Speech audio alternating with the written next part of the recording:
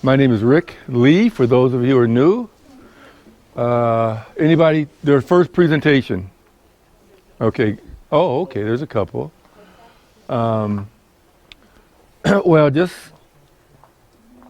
I don't see my supporting cast. My wife and daughter, who's part of the ministry, is here today. They'll probably be sitting over there. But most of you have probably seen them already. We've been at this for combined over 30 years. I've been at it 35 by myself. I started out as a medical missionary, and then the Lord opened the door for me to go to naturopathic school, and so here I am today. Amazing testimony. $500 to go to naturopathic school. It's amazing what worked. No grants, no scholarships, no free money, no donations. $500. So I know this is the work God wants me to do. Amen. But here at Original Healing Ministries, we try to uplift the Godhead, and we try to really emphasize God's health plan, God's healing way, because it's totally different than man's care, sick care, as I call it. And so the health message is designed not only for health, but spiritual health and mental health. The brain. Whoever controls your brain, whether it's Christ or Satan, because there's only two powers that control it, controls your destiny. So the health message, diet, is very important to the protection of the mind and the brain, to the saving of your soul. God is a spirit. God is a spirit, and spiritual things are spiritually discerned, and that discernment comes from the mind. So it's very important. Here they are. Thank you for coming, supporting me. We left off talking about how the same spiritualistic practice are in society today that started way back some 5,000 years ago with Babylon. And so I'm going to pick up on that. We were talking about the Jesuits and how Del Rio wrote a book called Pharmakia, and it's the Vatican's vision for world medicine. So we've talked about, just a quick recap, how Babylon was captured by Medo-Persia, and their religious practices were incorporated into Medo-Persia. Medo-Persia was conquered by Greece, who incorporated Babylon, Medo-Persia's spiritualistic health practices into Greece. Hippocrates, who is supposedly the dad of modern medicine, took a lot of those spiritualistic practices, and then Rome conquered Greece. So all those spiritualistic practices from each of those cultures ended up in Rome. The barbarians captured Rome, and then the barbarians were conquered by the papacy. Okay, so we're following the thread of spiritualistic practices, because they're not healing, up through the Catholic Church, and specifically through the Jesuits. All right, so this is how wicked the Jesuits are. The Pope actually disbanded them and arrested the Black Pope. We talked about briefly the Black Pope this morning, who is the head of the Jesuit, the Society of Ignatius Loyola. They were so wicked, they even had to ban him. What year were they banned? I just wondered how many years they were banned. It doesn't say on that slide. Not on this slide, but I do have it. But I just ballpark. How long was it? It was about. Well, it was from. Actually, they reinstated them to do battle to counteract the Protestant Reformation. So it was about 30 to 50 years in there that they were banned. It was a very short period of time. So what we have to understand is, after the 30 Years' War, the Crusades, one family moved to America named Johann Rodenfelder, Rocker. who wanted to become more American, changed his name to Rockefeller. All right. Now, the home of William Avery Doc Rockefeller in upstate New York, where his son John D. Rockefeller was born. William Avery Doc Rockefeller, aka Dollar Bill, Devil Bill, excuse me. All right. That was a test. Yes, exactly. That was a test. Okay. So, between 1810 and 1830 in upstate New York, Rockefeller was absolutely zero medical training, advertised himself as Dr. William A. Rockefeller, the celebrated cancer specialist, and made a small fortune selling a blend of crude oil. Remember, the Rockefellers were in oil originally, and alcohol as a medicinal cure-all tonic. Devil Bill was also a convicted horse thief, rapist, and polygamist, having at least 2 wives in 2 separate homes under different names. His poster, now this is all court records. He was actually taken to court over those charges, and that's how we know they exist. His poster claimed all cases of cancer cured unless too far gone, and they could be greatly benefited. So, Devil Bill held seances and was deeply involved in witchcraft. His miracle senna oil sold for $25 a barrel and was soon nicknamed snake oil, and the caduceus symbol became the symbol of the medical profession. So the Jesuit... The term snake oil comes from. Yeah. And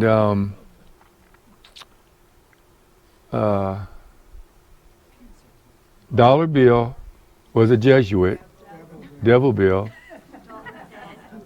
Well, if you know how much his empire is worth, he's Dollar Bill. But Devil Bill is the one that brought the caduceus from Babylon to America, to the American Medical Association. I'm going to make that connection here real soon.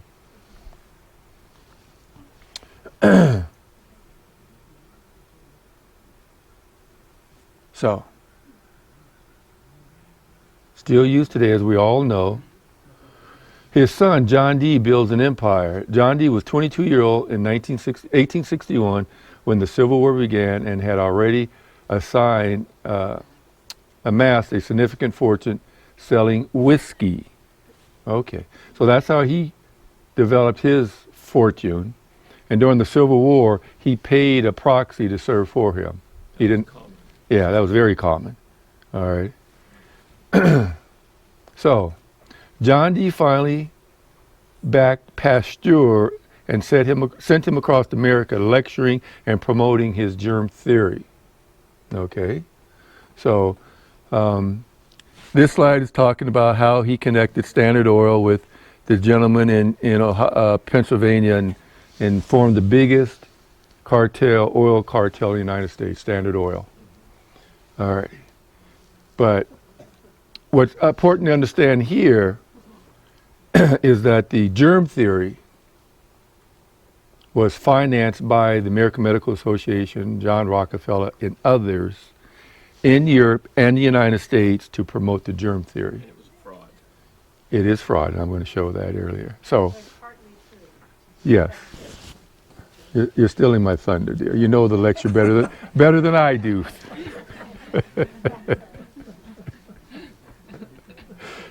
Well, my daughter could probably get it if they've heard it so much. Okay, we've talked about this Asclepius, and that's not Moses's. If you look at any encyclopedia, it will tell you it's the staff of Asclepius, which was also from Babylon. So, there it is, the AMA's own sign. So, it's not the end. That was the end of part 1. Now we're in part 2. So many shall run to it, for knowledge shall be increased, as it had been. God refers to the time of the end 4 times in a short space.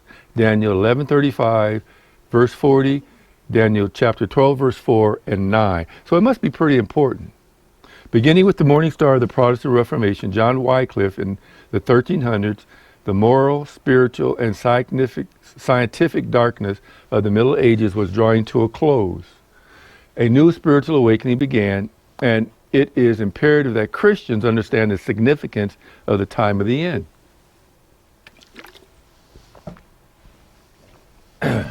Now, this second section of the three-part presentation is called The Lost Chapter in the History of Biology. A lady by the name of Ethel Humes wrote a book, Pasteur or Beckham or Beach Camp, The Lost Chapter in the History of Biology. Yes, German. How do you pronounce it? No, is it German? Yeah. It looked like it was French. Okay. Oh, maybe he is French. He is French. In fact, yes, he is. And what she had to say was, traditional Western medicine teaches and practices the doctrine of French chemist Louis Pasteur. Do we know what the germ theory is? Okay. The germ theory is that some tiny microbe, like COVID, enters an orifice, your eyes, your ears, your mouth, and once inside, affects an organ, and that organ will create symptoms, and that if you treat the symptom, supposedly you'll get rid of the pathogen. And that's really how the pharmaceutical companies make their money, because they're treating symptoms. That's Louis Pasteur's germ theory. It claimed that fixed species of microbes from an external source invade the body and are the first cause of infectious disease. The germ resides in one system or organ of the body producing symptoms, colds, fevers, fatigue, etc. You manage the symptoms, you get rid of the germ. However, another argument that took place between Beckham and Pasteur is pleomorphism versus monomorphism. Pasteur and the AMA went with mono. A disease is disease is a disease. Beckham, Enderling, and others, Claude Bernard, believed in pleomorphism. So, for example, a bacteria will go from bacteria to yeast and other forms and comes back around and eventually kill you. I'm getting ahead of myself, but basically, every cell has a good side and a bad side. Your microbiome, your gut, your digestive system, has good bacteria and bad bacteria. The good bacteria cannot do its job without the bad bacteria. And the bad bacteria will change as the body chemistry or the interterrain changes and becomes more deadly. You manage the interterrain or the body chemistry, and that deadly form of bacteria will turn back into bad bacteria and do its job symbiotically with the good bacteria. So this is the debate that was being raged, and the American Medical Association went with monomorphism. So this is the scholar Tertulianus back in 116. Now, sounds just like the germ theory, doesn't it? Because there are bred certain minute creatures which cannot be seen by the eyes, which float through the air and enter the body through the mouth and the nose, and there cause serious disease. So that's where Louis Pasteur got his ideals from. And I'm going to show you some other ideals that came from the past. So there you go. Same quote, the germ theory. So Claude Bernard was right. The microbe is nothing. The terrain is everything. All right. He said this on his deathbed. And we know why we know it's true, because we know his grandson published it. If you go to the Pasteur library, or I got this from Susan, DOREY, designs.com, and then put in Pasteur recant, and it would the article will come up that his grandson wrote, because many people will say he never said that. Well, if his own grandson published it, then it's probably pretty true. Oh, there it is right there. I put it on there. Okay, so what is terrain? We're going to talk about that a little bit more. So these three gentlemen, Louis Pasteur, Antonio Beckham, and Claude Bernard, were all around the same time, and they all had their own research, and they all became very prominent. In fact, Claude Bernard was one of the few individuals that ever had a state burial for his scientific contribution to medicine. And I'll get to that slide. So, their work overlapped, their conclusions sometimes agreed and other times disagreed with each other. Pasteur adopted the germ theory while Beechcamp formulated the microzymase theory, which is changing forms of disease, monomorphism, which was quite at odds. Yes, I know. Did Sister White agree with any of those? Actually, yes, Sister White did write about this time of history. And I think I have her quote up ahead, especially around the American Medical Association. So, it's quite at odds with the germ theory. Bernard's work was aligned with Beechcamp's. Bernard described the, this is a French word, milieu. Dr. Joe? You don't know French? No, I don't. Okay. Yeah, something like that. Yeah. The intestinal interstitial fluids regarded as an internal environment in which the cells of the body are nourished and maintained in a state of equilibrium, which he and others also call the terrain. We know it today as homeostasis. Who's heard of the term homeostasis? All right. So, they're telling you how to keep yourself healthy. There's 4 parts of it. The interstitial fluid is one of them. You have to keep it healthy, clean, and pure, because they are what bathe the cells. And on the outside of the cells, they have receptors that are charged either negatively or positively, and they have to work correct. So, Pasteur was hostile towards Beechcamp, whose work threatened Pasteur's reputation and income. Pasteur effectively promoted his own work, while Beckham, modest and devoted to his research, kept himself out of the spotlight. Remember, Pasteur was being bankrolled now. So let's take a look at this man, Beckham. He attained so many achievements that it took 8 pages of a scientific journal to list him when he died. 8 pages. If you can get a half a page in a scientific journal, you've done good. His biological work might have had revolutionized medicine with profound insight into the nature of life, but in a political world, he found himself up against a skillful politician with wealthy connections, Louis Pasteur. But look at this man's background. There's no doctrine so false that it does not contain some particle of truth. It is thus with the microbian doctrines.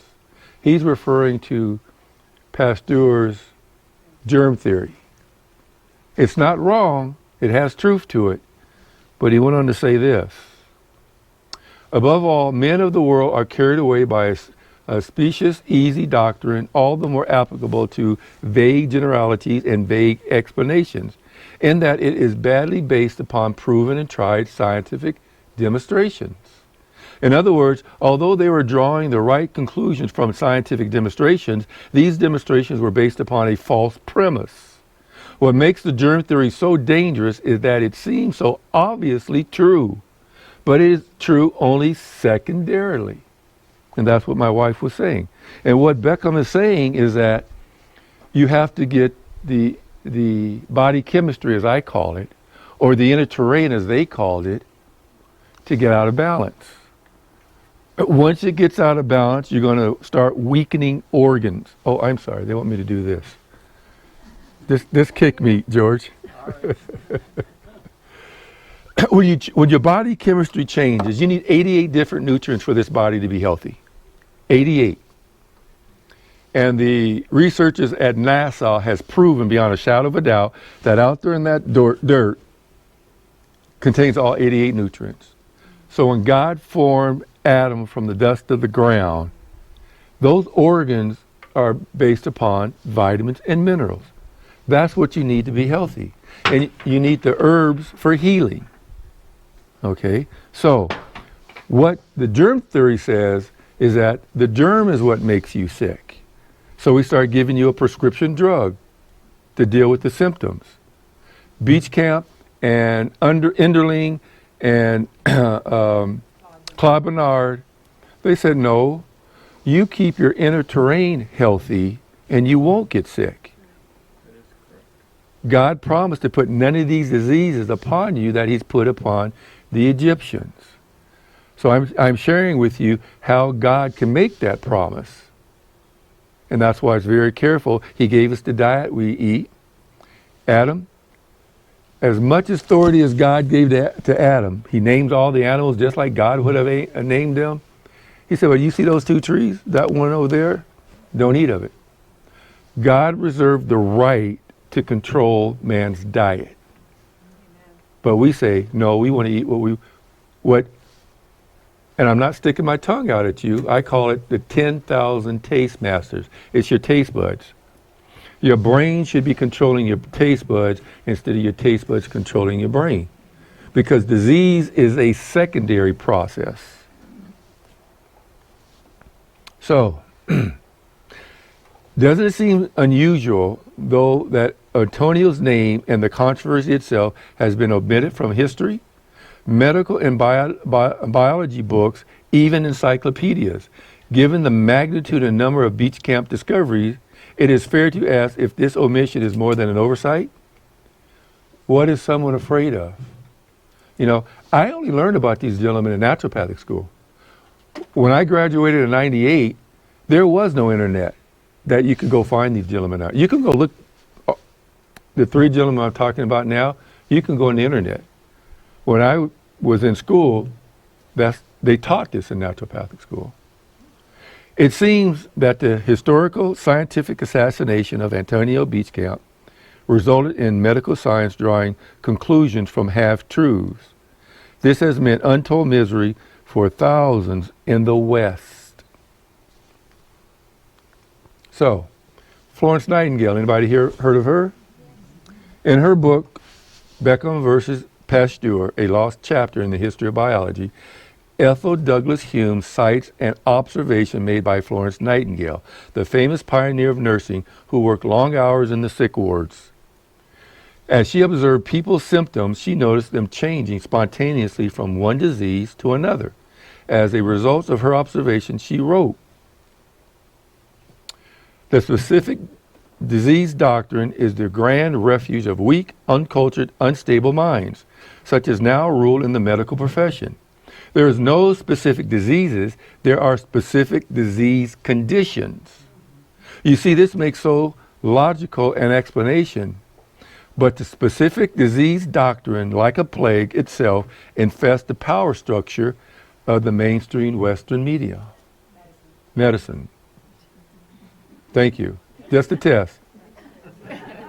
Seeing if the breathing exercises worked. I think you were right, though. Yeah. It controls the media, too. Yeah, exactly. So, why am I talking about this? Because Satan is deliberately keeping people sick, taking prescription drugs.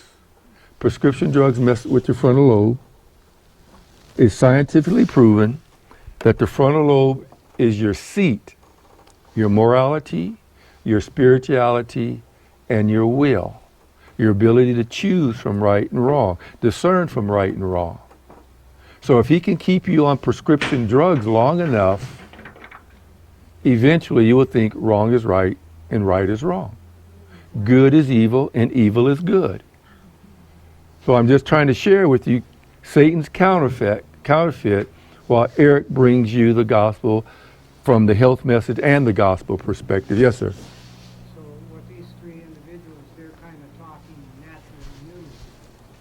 Correct. Maintain where the other, we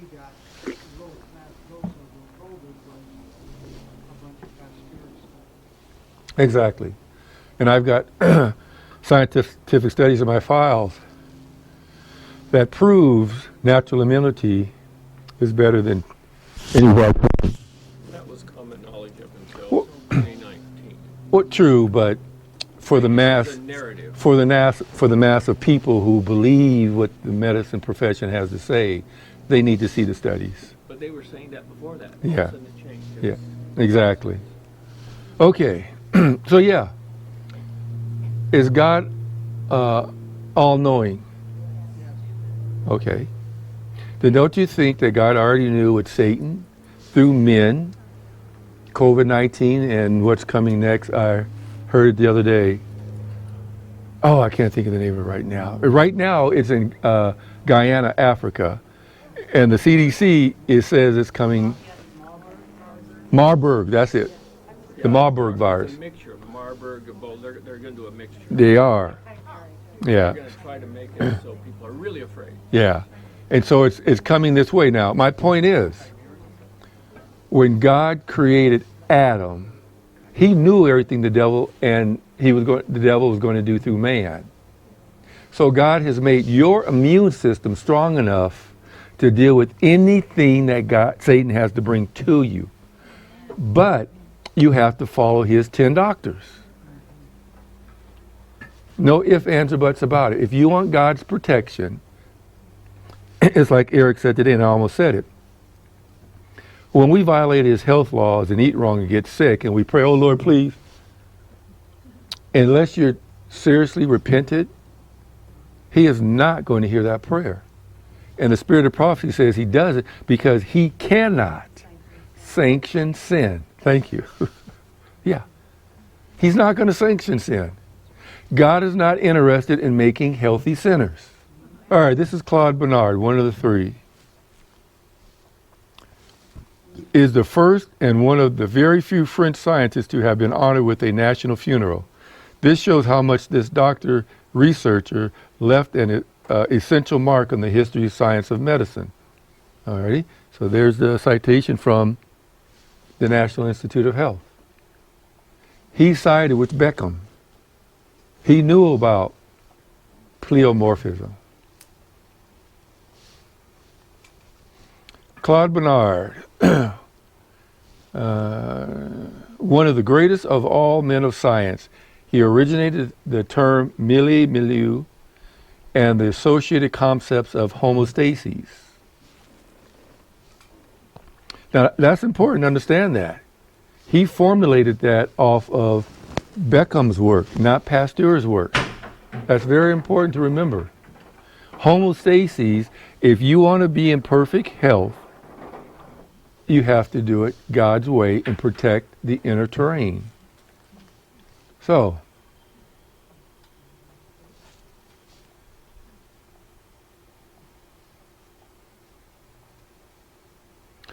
all of the vital mechanisms, however varied they may be, have always one goal: to maintain a uniformity of the condition of life in the internal environment. The stability of the internal environment is the condition for the free and independent life. Your body is always on survival mode. The brain is going to compensate for any organ that's weak to keep homeostasis, but it only can do it for so long. I tell some people who come to me, I'm sorry, but what happens is insulin. You take insulin or any drug, your brain tells your body, quit manufacturing it. You got enough in your blood. And so once an organ stops producing a chemical, it gets weaker. And eventually it gets to the point where it can no longer manufacture that hormone or whatever it is supposed to manufacture. That's how the body works. So these things are not to be on 20, 30, 40, 60 years. The sooner you can get off of them, the better. So, this is Dr. Enderling. His most profound discovery was twofold. Certain biological laws govern the growth of a symptom genetic microorganism in the human body. There is a healthy or harmless and an unhealthy form of every germ. Thus, he verified pleomorphism as described by Beckham. So scientifically it's proved. Thus, he verified pleomorphism as described by Beckham and proved bacterial and fungal interchangeability. Both Claude Bernard and Beckham inspired Enderling to confirm that germs are symptoms. Germs simulate the occurrence of more symptoms as results of thriving in an unbalanced terrain. All right? You have to keep the inner terrain healthy. And I'm going to talk more about that in a minute. Germs stimulate the occurrence of more symptoms as a result of thriving in an unbalanced terrain. Terrain, a term brought to the fore by Bernard, is the internal environment of the body. A healthy or diseased terrain is determined primarily by four things: its alkaline acid balance, its electric magnetic charge, negative or positive, its level of poisoning, toxicity, and its nutritional status.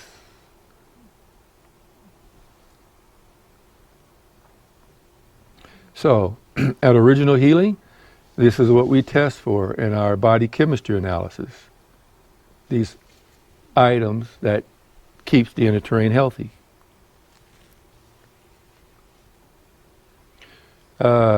Gaston Nason's, the somatite scope. Yes. This one? Sure. He used the term somatite for primitive pleomorphic living elements. He has identified a somatite cycle which in an unbalanced terrain contains 16 stages of bacterial, yeast, and fungal forms. By observing these stages in the blood, he can correlate them with the existence of or onset of symptoms such as cancer or degenerative diseases. So this is what the somatite cycle looks like. Starts out bacterial form, ends up in, there's the yeast, and ends in death. Now, what's amazing about these somatides, over the years the somatides were revealed to be virtually indestructible. They have resisted exposures to carbonation temperatures of 200 degrees Celsius and more. They have survived exposure to 50 reams of nuclear radiation, far more than enough to kill any living thing. They have been totally unaffected by acid, taken from centrifuge residues. They have been found impossible to cut with a diamond knife, so unbelievably impervious to any such attempts is their hardness. The eerie implication is that the new minuscule life forms revealed by Nason's microscope are imperishable. At the death of their hosts, such as you and I, they return to the earth where they live on for thousands of years. So, when God said, from the sweat of thy face shall thou eat bread until thou return to the dust of the ground, those somatides are already in us, waiting to take us back to the dust of the ground. They're indestructible. So, this is what you can see with a phase contrast microscope. And these are all disease conditions. When you see and understand, then you know what disease is coming your way or what you already have. So when you take the urine, the saliva, and the blood, you have a pretty good picture of what's going on inside that person's body. This is live blood. This is not what the allopathics do. Allopathics stain blood samples because they only want to look at certain things. So, here I am with my microscope. We do live blood cell analysis. So, Goodbye Germ Theory by Dr. Trebling. So there's a lot of doctors waking up understanding that, like Dr. Joe, the germ theory is only true secondarily.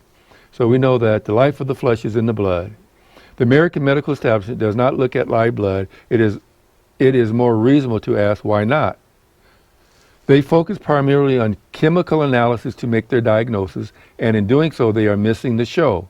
Also, when looking at blood, their practice of staining samples disorganizes them. In fact, biological forms and elements have been defined by the artifactual conviction of staining, thus throwing the bias on the whole subject. Pasteur made this theory seem correct by promoting the practice of injecting animals. Okay, I'm moving on now. We're going to get into the AMA. In fact, Pasteur was responsible in large part for onslaught of animal experimentation in medical research. Pasteur used preparations made from the diseased tissue of previously sick animals, thus making the injected ones sick. This gave the appearance that a germ caused a disease, when in fact these preparations were extremely poisonous. This is not scientific procedure, but simply demonstrates the fact that you can make someone sick by poisoning their blood. The attentive reader will see that errors here. First, Pasteur was confusing disease with its symptoms. Secondly, the method of injection can by no means be said to duplicate a natural infection. Based on his theory of microsomes, Beechcamp warned emphatically against such direct and artificial invasion of the blood.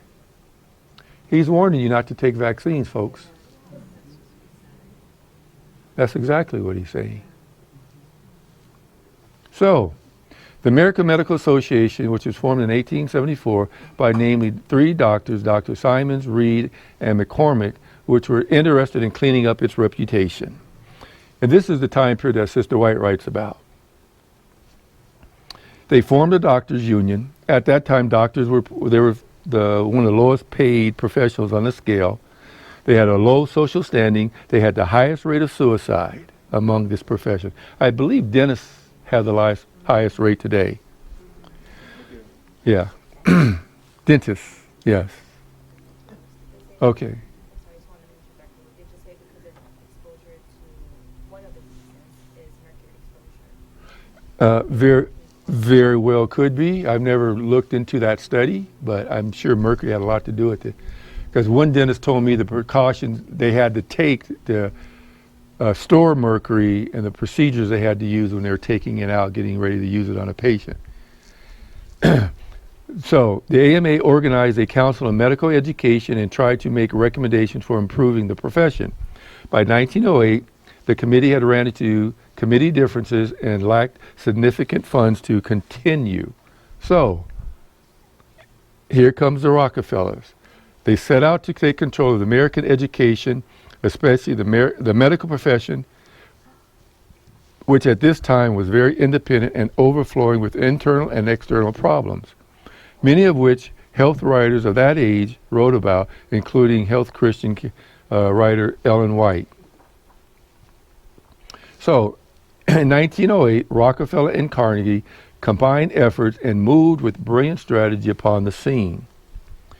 The president of the Carnegie Foundation told the AMA that they would take over and fund the entire project. From the minutes of the AMA Council held in New York, December of 1908, you can go research this for yourself. We find that the Carnegie Foundation was to investigate all the professions, law, medicine, and theology. I'm going to deal with medicine at this point. From the minutes of the, okay, so there's the Educational Board of the United States, Rockefeller. The Educational Board for the United States is controlled by the Rockefeller Group. And remember, his grandfather was a Jesuit. So you understand what's going on in the public school system. And the private schools. Now, yeah. This is Abraham Flexner. He is the one that traveled all around the United States looking at medical schools and wrote what now became known as the Flexner Report. According to the report, The profession was to upgrade the inadequacies of medical education. It also made sweeping changes. This gained the AMA tremendous public support. However, two of the suggestions turned out to be hooks. The recommended changes that were the two hooks: number one, emphatically strengthen the area of pharmacology, and number two, bring in additional research departments to all medical schools, that is, all medical schools that qualified. So they changed the curriculum, upgraded education requirements, then they brought in licensing laws. The primary test in the medical school, standing or falling, was its willingness to accept foundation influence and control. In other words, Rockefeller put one of his people on the board of the medical school. This gave allopathic medicine the advantage over the other healthcare disciplines. In 1905, there were 180 medical schools in the United States. By 1927, only 80 remained. So the Rockefellers had got rid of all the rest. So they drove out the competition, homeopathic versus allopathic. We have never fought the homeopathic on matters of principle. We fought them because they came into our community and got the business. That's the president of the AMA at the time. It had nothing to do about healing or not healing. It's about money. Sure. Yes. What were the practices of the AMA at that time? How were they operating? Bloodletting? No, they've come up since then. When I showed you that earlier, Carnegie and Rockefeller, remember, they upgraded education. They brought in research. They brought in pharmacology. So now they're on a supposedly scientific platform based upon the germ theory that was promulgated way back by historian Verro. So that's the foundation now. Scientific, test tube, we're the superior form of healthcare. So, synthetic drugs can be patented. Your herbs can't be patented. It takes a whole lot of money to bring a prescription drug to market. They're not going to run double-blind studies on an herb. Why? Because Congress, shortly after signing the Declaration of Independence, passed a law that says nothing in nature can be patented. The air, the water, nothing in nature can be patented. So that's why the AMA does not, well, let me take that back. I was going to say nothing to do with herbs. But actuality, they take the herb into the laboratory, synthesizes it, and then sell it back to you as a drug. Your statin drugs, foxglove is the herb they use. The chemical from foxglove is digitalis. The U.S. government, the FDA, has outlawed the ban and sale of digitalis or foxglove. So they take it, ban it from you, and then put it out in a prescription drug. COVID-19, everybody was interested in ivermectin. The main constituent in ivermectin is the herb wormwood. Chinese wormwood, to be specific. As soon as I heard about COVID, because my brother was getting ready to take off to go to China and had no protection, I said, he was leaving in 2 weeks. I said, give me time to see what I can do. I got on my knees and prayed. That's my wife. He's been in Special Forces for 22 years. He puts a backpack full of Bibles in that country's language and go to those countries, including China, and pass them out to the underground churches. So I call him my Paul. Matter of fact, just got back about a week ago. And so I went on PubMed, I went on in the NIH website, and I found the research article on COVID. The number one ingredient was Chinese wormwood. So I put together a formula. I'm a master herbalist as well, and put together a formula called respiratory formula. Now my brother went over there with another gentleman. The testimony is on my website. They took the same taxi, same plane flight, ate at the same restaurant, slept in the same hotel room, there and back. When they got to New York, his friend had COVID, he did not. Ivermectin has Chinese wormwood in it. That's all you need, folks. They destroyed the soil where they got it from, too. the soil Where they got the ivermectin. ivermectin, right, The soil. because they don't want you to use it. So the AMA gave the seal of approval to any synthetic drug. In fact, they encouraged doctors to smoke because the tobacco industry was pouring huge amounts of money into the AMA. So this is what Sister White wrote in 1864. We all know this, but it was not until 1957 did a committee appointed by the American Cancer Society and the American Heart Association conclude that smoking was a causative factor in lung cancer. That's almost 100 years later, folks. You have to put your trust in God and not man. So, the Journal for the American Medical Association soon became the most profitable journal in the world. So, they came to power due to drug and tobacco money. Profits, not proven medical benefits behind cancer treatments. So, the germ theory concept was adopted by the American medical industrial complex, which began to take shape near the turn of the century. This cartel became organized around the American Medical Association.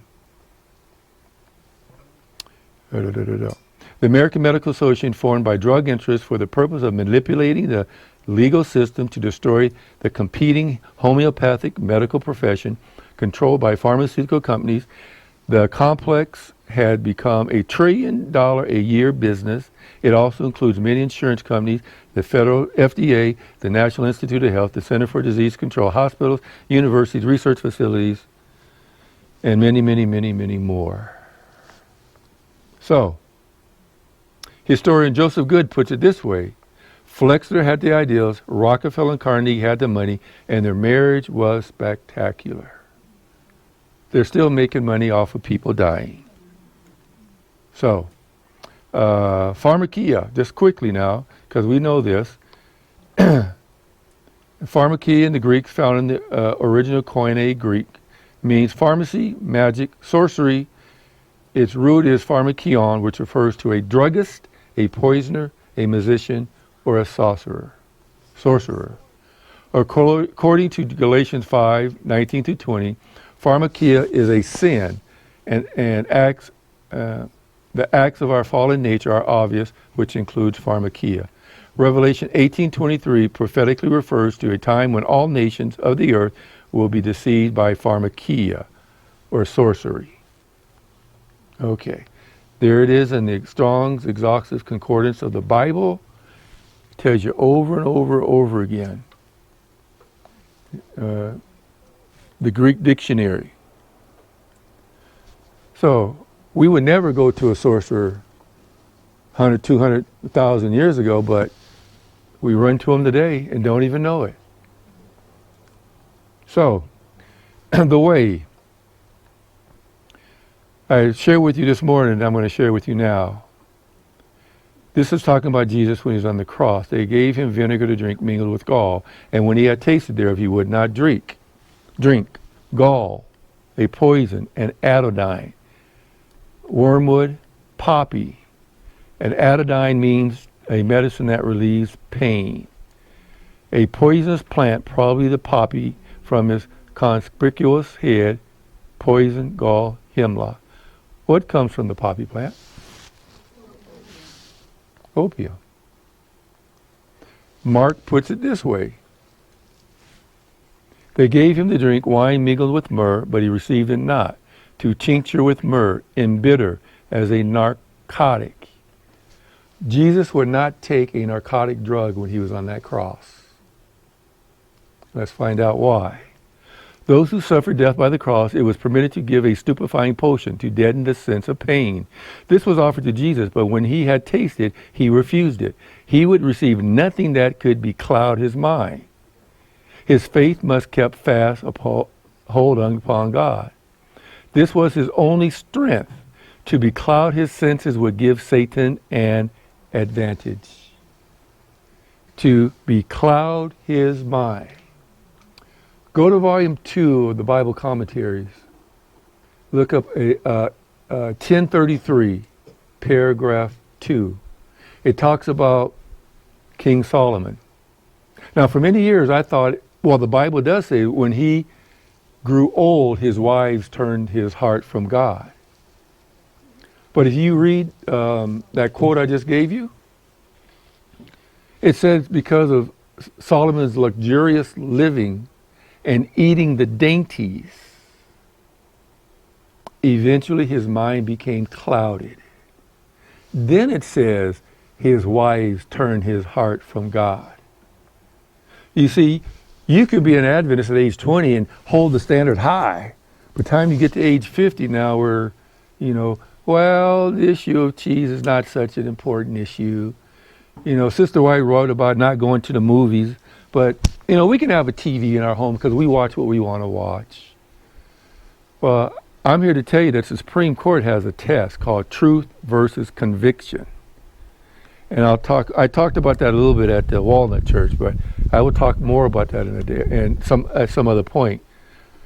The United States protects religious convictions. It does not protect preferences.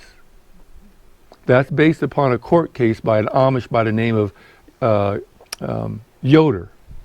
He went all the way to the Supreme Court. And the Supreme Court based this test because of that trial. Yoder, the state said you have to send your children to public school. He said, I don't have to send my children to public school. He was threatened with the loss of his children. He went to courts and lost. He appealed it to state court and lost. It went to the Supreme Court. The Supreme Court said, you're right, you don't have to. Yoder said, well, I already knew that. I didn't need the Supreme Court to tell me. But what the Supreme Court said was that because you are willing to lose your children, and they based this off of Daniel and the 3 Hebrews when they were threatened to go into the fiery furnace. What did they say to King Nebuchadnezzar? Oh, King, we're not even careful how we answer you. In other words, they were threatened to be killed in a furnace heated 7 times hotter. And you're going to stand there and tell the most powerful person in the world, hey, I don't care how we answer you. The Supreme Court said, if you can do that, we'll protect you. Now, I don't want to die, I don't want to lose my children, and you change your religious belief, that's a preference. The Supreme Court does not protect that. That is just look up Supreme Court decision. Was it Ohio or Pennsylvania? I think it was Ohio. I think it's Yoder, Ohio versus Yoder. The case is right there. But anyway, I diverged for a minute. But I'm just trying to tell you folks, it's coming. And since I mentioned TV, let me say it. They had a pastor in the courtroom. And when you're on the witness stand, that's a very embarrassing place to be. They asked this pastor, you got this TV in your home, right? Pastor has to say yes. He says, where's it located? Well, right there in the house where it's easy for everybody to see. He says, now tell me, how much did that TV cost? A lot of money. Well, tell me, can that TV do anything to you? Or do you have to do anything to it before it can do anything to you? Well, yes, I have to turn it on. So let me get this right. You go out and buy this TV, put it in the most convenient place in your house, cost you a lot of money, and you have to turn it on before it does anything to you. Yes, that's right. So the attorney says next, do you ever see lewd scenes on TV? Do you ever hear profanity on that TV? In other words, what the attorney was getting to, you called yourself a Christian. Do you ever see themes that make fun of Christianity? Well, of course, there's lots of them on TV. That's not the standard of a Christian. You will lose in court by having a TV in your home. I'm not making this up. Go look at it. It's either Pennsylvania or Ohio in Yoder. Not only that, all these gas stations and stores you go in, you give them your little discount card. I quit using them. Not only tracking what you buy and getting to know your taste, because the issue right now is data. They don't want your money, they want your data. You're there in court. You buy this, this, and this, and you're a Christian? I don't see tithe paying on this printout, and you're a Christian? I mean, they've got this thing down cold, folks. We got to wake up. Satan has a trap that he's going to spring. It's called preference versus convictions. And they're tracking on your computer too. Exactly. That doesn't get you off of it. No, but you know, see my computer? I'm not getting a new one. People laugh. This is Windows 7. I don't want 10 or above. They put you in the cloud. Whether you want to be put in the cloud or not. There's a little switch to turn off the cloud. No, it's going to the cloud. Okay? So, and I'm glad God has done this. I got this information from a constitutional law attorney by the name of David Gibbs. And that's how I found out about it. If you want to know more about it, go to originalhealing.ky, click on radio, or click on, radio. And I have the whole 4-part series on our website from constitutional law attorney David Gibbs. Okay. Yes. I apologize. You had mentioned a little bit ago about Bible Commentary, Volume 2.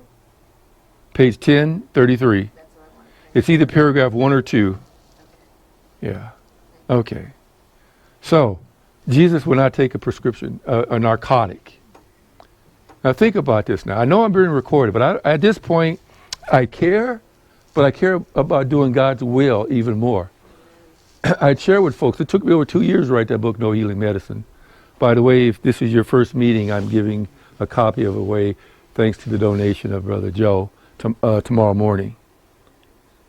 But think about it. You've been a Christian 60, 70 years, and you send your loved ones to hospice? Hospice is managed death. Have you ever heard of anybody being cured or healed and coming back from hospice? I heard a yes. Who? I don't know the name at the moment, but they get off hospice if they improve. Oh, okay. Well, I haven't heard of anybody. That happens not infrequently. Yeah. Okay. Well, good. I'm glad to hear that, because in hospice, what they do is, we talked earlier about poppy. What is that plant we said it was? Opium. All right. Pharmacists found out that one of the chemicals in opium is morphine. Morphine affects the portion of the brain that's responsible for respiration. And once again, it's a drug, so it's clouding your frontal lobe. Jesus wouldn't take it. Solomon almost lost his salvation over it, but clouding the mind. And they slowly cause the respiratory system to start shutting down in hospice. So basically, the person suffocates. That's what morphine does. Now, in that period of time, did they hold on to Christ? Or did they become like John the Baptist when they were put in prison in doubt? I don't know. Only God knows. But I'm saying pray and be very careful what you do with your loved ones under the American Medical Association. Okay. Drugs given to stupefy, whatever they may be, derange the nervous system. There it is right there. That's the opium plant. A 20-year-old German pharmacist assistant had thought that a specific compound of opium that gave pain relief, but only if sufficiently concentrated using ammonia. He separated the various constituents of the drug and called the narcotic substance he discovered morphine, after Morpheus, the god of sleep. So,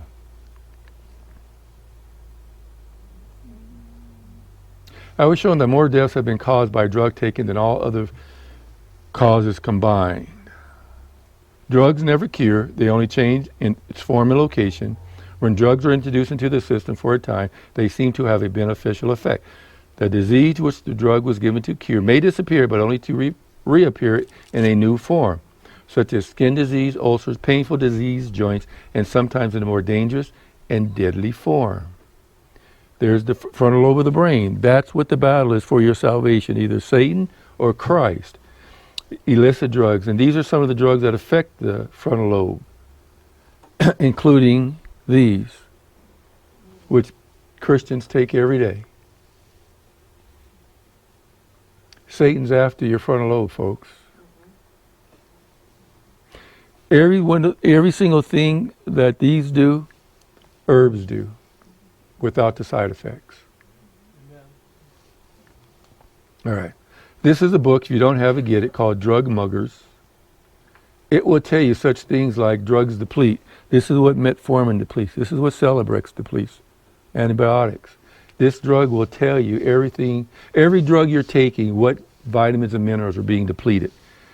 There it is. If you want to take a picture, go ahead. Okay. If you're on a psychotropic drugs, 7 important nutrients depleted by psychotropic drugs. Okay. Coenzyme Q10, magnesium, melatonin, B vitamins, folate, B2, B6, and B12. Now, notice the B vitamins? Now, we're talking about psychotropic, psycho mind problems here. Look at the B vitamins. The complex, 1, 2, 3, 4, 5. The brain requires 15 different vitamins to be healthy. 9 of those 15 are from the B vitamin. Now, how can you deplete the B vitamins and you're going to get a person healthy? This is what prescription drugs do to you. That's why they say you're going to be on the rest of your life. Because it's depleting the very nutrients God put in the soil that He created Adam from.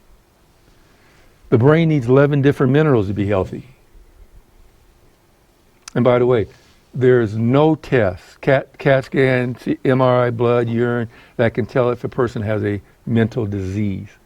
None. Zero. Nada. RX for Cooking, written by a medical doctor and his wife, who is a clinical nutritionist. He could not have written this book without her. All right? I also have my master's in nutrition. So, what they write, the whole book, every single organ in your body is listed. And they tell you what vitamins and minerals those organs need to be healthy. It tells you the foods that contain those vitamins and minerals. And it tells you the herbs that will strengthen or heal that organ. This is from a medical doctor. When I found that book, I said, praise God. Because I was trying to tell people, because I was only a naturopath or a medical missionary, they didn't believe me. But now this is a medical doctor. Yes, ma'am. Pardon?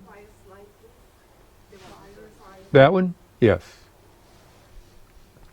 God's servants should not administer medicines which they know will leave behind injurious effects upon the system, even if they do relieve present pain. Suffering. Suffering is pain. I was just saying it differently.